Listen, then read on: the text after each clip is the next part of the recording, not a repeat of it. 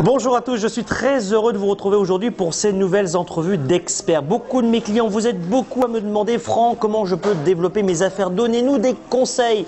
Mais pour vos affaires, pour votre entreprise, mais aussi pour votre carrière, pour avoir un nouveau travail ou pour l'enrichir. Eh bien, et sachez qu'il existe des experts aujourd'hui internationaux qui peuvent vous aider.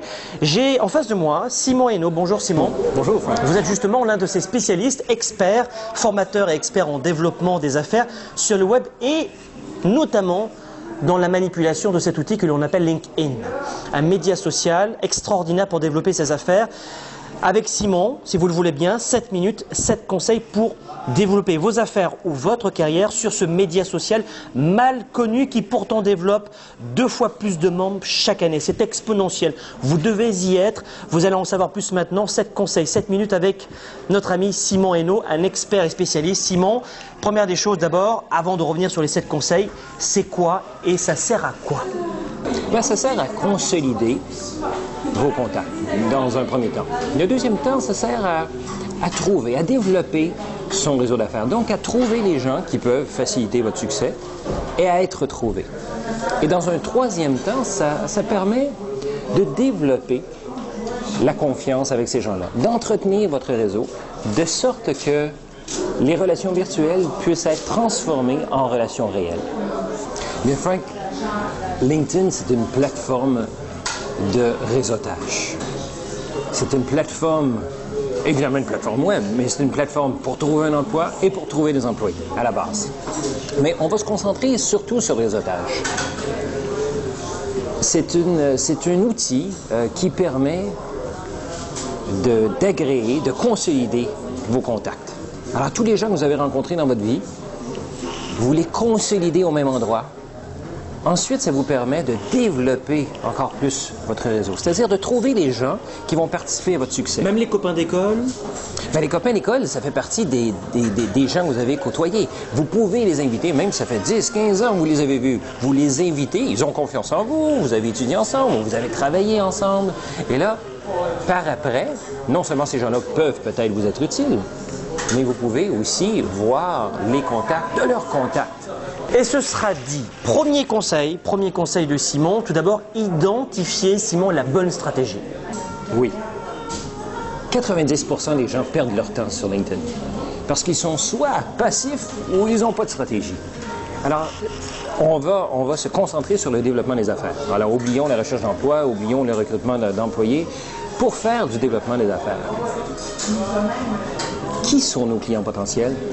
Quel est le message qu'on doit leur transmettre? Quel est le call to action? Quelle action on veut qu'ils prennent?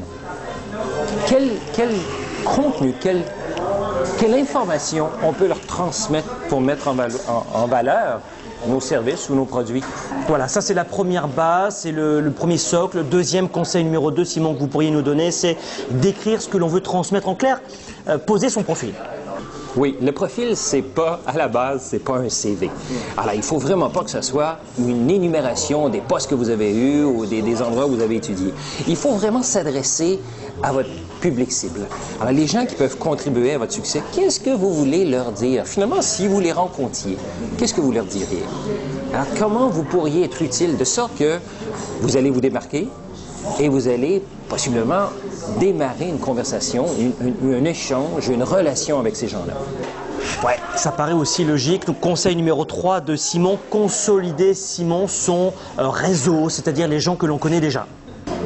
Mais consolider le réseau, ça veut dire tous les gens que vous avez rencontrés dans votre vie. Les gens avec qui vous avez étudié, vous avez travaillé, les gens dans votre liste de Outlook ou Hotmail. Ces gens-là, consolidez-les dans LinkedIn. Et conseil numéro 4 de Simon, c'est trouver votre public cible. Alors là, on a consolidé les gens qu'on a connus, qu'on a rencontrés. Et ensuite, le 4, c'est que, contrairement au réseautage traditionnel, LinkedIn nous permet de trouver des gens qu'on n'a jamais rencontrés, de trouver des gens qui pourraient participer à notre succès. Donc, 1, on a réuni notre réseau, les gens qu'on connaissait déjà. Oui. Et 2, maintenant, on va trouver d'autres personnes. C'est ça. Et déjà, on y arrive, on commence à arriver vers la fin, mais c'est le conseil numéro 5, c'est connectez-vous avec des gens qui vous intéressent. Les gens qu'on va trouver, les gens qu'on peut rejoindre, sont soit des contacts de nos contacts. Juste un petit exemple pour vous montrer la portée exponentielle de LinkedIn. Si vous avez 500 contacts de premier niveau, vous avez accès à peu près à 125 000 personnes. Alors, la portée est absolument inouïe, juste par le biais de vos contacts de premier niveau. Ensuite, si vous impliquez dans des groupes tels Link Québec, vous avez accès automatiquement à plus de 3 000 personnes. Voilà. Et ensuite, le conseil numéro 6 de Simon, c'est augmenter, accentuer, développer ce que l'on appelle la confiance, un élément indispensable. Sans ça, LinkedIn serait absolument inutile. Finalement, ça revient toujours à la base.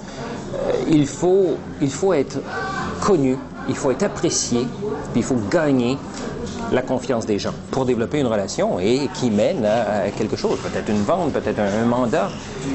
En anglais, c'est know, like, trust. You have to be known, liked and trusted. Alors, développer la confiance, c'est essentiel. Et LinkedIn est une plateforme qui permet de développer la confiance, justement. Alors, comment on s'y prend? Il y a plusieurs façons de le faire. Mais en premier, évidemment, il faut se connecter aux gens. Il faut inviter les gens de notre réseau. Et ensuite, quand ils sont dans notre réseau, on utilise les fonctionnalités de LinkedIn, que ce soit un CRM, que ce soit une application de campagne de courriel interne, pour être utile, pour leur faire parvenir des informations, soit publiques qu'on recueille ici et là, ou soit qu'on a développées nous-mêmes, des informations originales, des informations donc qui puissent être utiles pour le public cible. Voilà, et on est presque triste que ce soit la fin, c'est le conseil numéro 7 de Simon. Maintenant, c'est de passer de la relation virtuelle, comme nous en ce moment, à la relation réelle. Et là, une fois que tu as la confiance des gens, virtuellement, une fois qu'ils savent là, que tu as leur bien à cœur, alors, tu prends le téléphone ou tu vas prendre un lunch, comme on est en train de faire, et tu les rencontres et tu passes du virtuel au réel. Et là, tu discutes des besoins du client et tu regardes s'il y a un fit quelconque. Et tu concrétises aussi la confiance. Là, on parle d'une confiance virtuelle, mais tant et aussi longtemps que tu n'as pas vu la personne, tant et aussi longtemps que tu n'as pas vu est-ce qu'il y a des atomes crochus, est-ce que ça va me plaire de parler et de travailler avec cette personne-là, il n'y a pas de mandat qui va se confier. Merci Simon. Si vous êtes du Québec, en tout cas, sachez que Simon a monté ce groupe LinkedIn Québec, que je vous invite à rejoindre également. Merci encore Simon pour tous ces conseils. À très bientôt. Ça me fait grand plaisir, Frank.